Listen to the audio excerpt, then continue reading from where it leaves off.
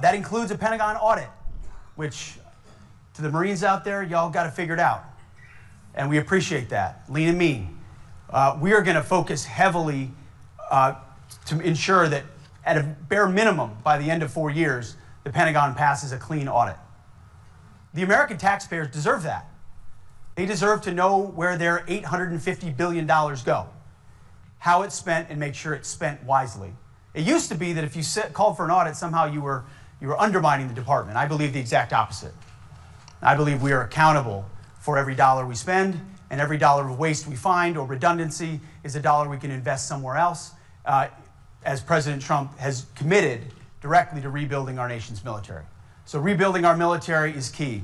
Transparency begets transparency. Even though DOJ has not yet released the findings of its Pentagon audit, they did just get started after all, the folks over at military.com have done some investigative journalism.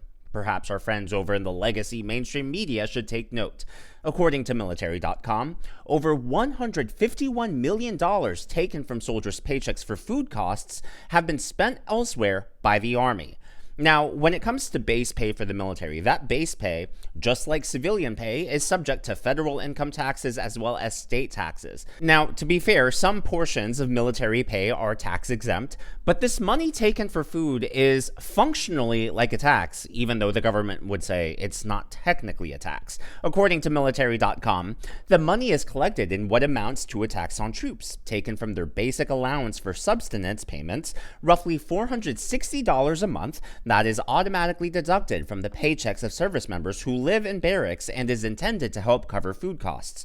For junior enlisted troops who earned about $30,000 annually, the cost can be consequential. So that's about $5,520 per year taken out of that portion of pay, which is about 18.4% of that. Now, here's where things get crazy. Military.com investigated the top 11 largest bases in the entire country, and they found that together, those bases collected over $225 million specifically for food. Now, out of those 11 bases, how many spent over half of the money they collected for food? Just one. Here are the 11 bases that they investigated, and over at the very right-hand side of the column, you'll see that Fort Richardson, Alaska, they collected $7.5 million for food, and they spent over half of it for food, $4 million for food, but $3.5 million were redirected. In the very middle, the tallest one, Fort Cavazos, Texas, I hope I'm pronouncing that right, but they collected $42.5 million for food, but they only spent $11.7 million on food, and $30.8 million was redirected. So you can just go down this entire graph and you can see that money that is literally being taken out of soldier paychecks for food is overwhelmingly not being spent on food. It's being completely redirected to other costs, other expenditures, with very little to no transparency at all. Now, food, obviously, in the military is very important. It provides sustenance and strength. It allows for recovery from those tough training days. Look, this isn't rocket science. Anyone who's an athlete, anyone who has any experience working out, knows just how important food and nutrition are. If we're going to equip our servicemen and servicewomen with the best weapons, equipment, and technology available, why wouldn't we do the same thing when it comes to nutrition?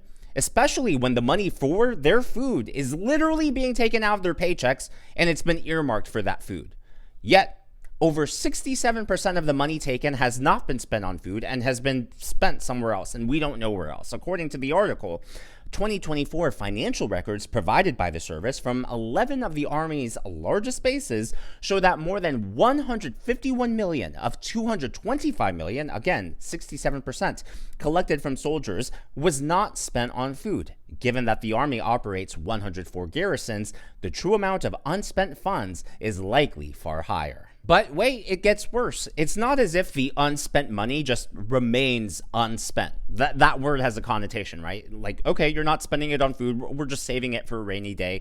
No, the money is being actively redirected, again, we don't know where, and being spent somewhere else. The article continues, it's just returned to the big pool of Army funds and it's used someplace else. One service official with direct knowledge of the situation said during an interview that was arranged by the Army Public Affairs Office, referring to redirected BAS money collected from soldiers. And it's not as if these bases are just being super efficient with their food budget. Because they're not. Military.com got photo evidence of a full meal that they served out of Fort Carson. It's just a plate of lima beans and a singular slice of toast. Now, in my book, I would personally call that half a slice of toast, but in their defense, they did allow this person to get 2 full glasses of milk, so there's that. But believe it or not, it gets worse. The Army is going all in on food kiosks as base dining facilities struggle. Now, I don't know about you, but I have seen food kiosks a lot better than that at a gas station. Buc-ees, anyone? Weigel's, Dodge's, Pilots? Like, gas stations have better food. If the richest and most powerful country in the history of the world treats its national treasure that way, our servicemen and servicewomen, it's no wonder that the services for its citizens are even worse. It's no wonder that Social Security is falling apart and that Medicare and Medicaid are plagued with issues. That's why so many people support Doge. That's why so many people support President Trump, because they realize that our government has so much money, yet infrastructure is crumbling. The United States Postal Service is a joke. Education is just, no words for that. And yet they have the audacity to tell us that we have to send billions and billions and billions of our taxpayer dollars to fight the war in Ukraine. And then the media, against this backdrop, when Elon Musk and Doge are trying to call out waste, fraud, and corruption, they have the audacity to say, well, you know what? It's not $50 million worth of condoms for Gaza. It's $50 million worth of condoms for Mozambique. Get your facts straight. We gotcha. No, you don't. The joke's on you. You're the joke. Now, all of this news reminded me of the fact that the Pentagon hasn't passed an audit in years, and that reminded me of an interview that Jon Stewart had with the Defense Deputy Secretary last year. I happened to show this on my channel last year, but in case you missed it, I'm going to show it again.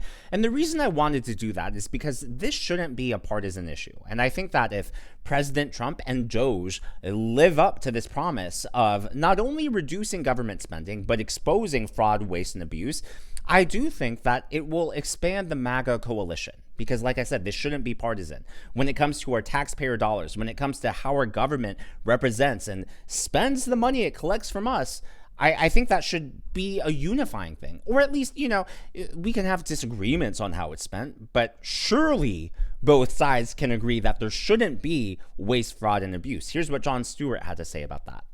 To be doing. There is a lot of waste, fraud, and abuse within a system. Audits and waste, fraud, and abuse are not the same thing. So let's decompose these pieces. Please educate me on Sure. What so an audit is exactly what you just described, yes. Which is, do I know what was delivered to which place? Right. The ability to pass an audit, or the fact that the DoD has not passed an audit, is not suggestive of waste, fraud, and abuse.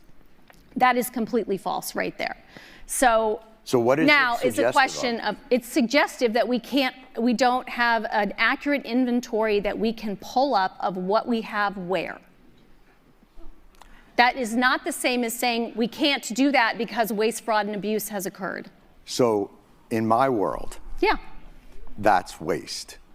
How is that waste? If I give you $1 billion and you can't tell me what happened to it, that to me is wasteful. That means you are not responsible. But if you can't tell me where it went, then what am I supposed to think? And when there has been reporting, this is not, look, I'm not saying this is on you and that you caused this, but I think it's a tough argument to I'm pretty make sure that I didn't cause it. an $850 billion budget to an organization that can't pass an audit and tell you where that money went, I think most people would consider that somewhere in the realm of waste, fraud, or abuse, because they would wonder why that money isn't well accounted for. And especially when they see food insecurity on military bases, and they see... You want to talk about that? Because that's a good... we should be talking... I'm trying to understand where you're trying to go, other than the dollars, which really bother you. I think it doesn't really bother me. I think it's all connected. Okay. I think tell me that story. Tell me how you're thinking about that. When I see a State Department get a certain amount of money and a military budget be 10 times that, and I see a struggle within government to get people more basic services, and then that department that got that, we got out of 20 years of war and the Pentagon got a $50 billion raise. Like, that's shocking to me. Now, I may not understand exactly the ins and outs and the incredible magic of an audit, but I'm a human being who lives on the earth and can't figure out how $850 billion to a department means that the rank and file still have to be on food stamps. Like, to me, that's fucking corruption. I'm sorry. And if that blows your mind, and if you think like that's like a crazy agenda for me to have, I really think that that's institutional thinking, and that it's not looking at the day-to-day reality of the people that you call the greatest fighting force in the world. So I get back to this idea of like, I'm not looking to pick a fight with you, but I am surprised at that the reaction to these questions are, you don't know what an audit is, bucko. Like, that's just weird to me.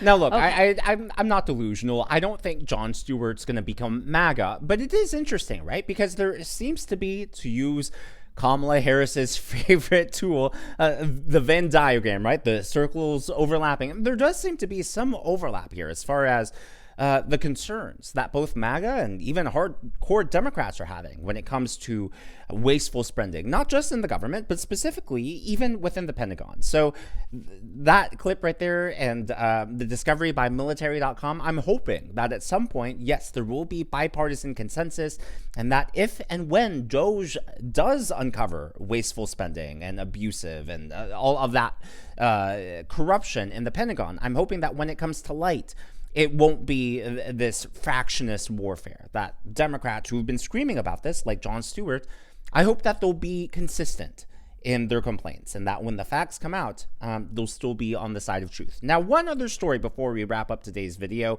Trump has put his mugshot in the Oval Office. I thought y'all would enjoy this. This is right when you enter the room.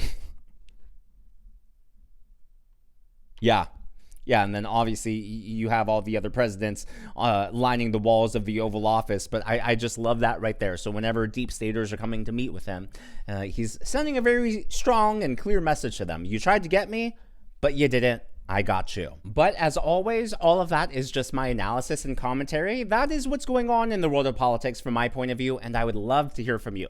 Now, I know that many of you are veterans. I know that many of you are related to people who are current servicemen and servicewomen, so I would like to hear from you. It's one thing to read an article online, yes, even from a trusted source like military.com, but it's another thing to hear from people who either have experience with this or who know someone who is actively living or training on a base. So if you have any firsthand accounts or information, I'd love to hear your stories and your experiences down in the comments below. If you haven't already, please be sure to give me a thumbs up. I know it's a simple thing to ask for, but it really does help me reach more viewers like you in the algorithm. Be sure to smash that subscribe button and to check out one of these videos.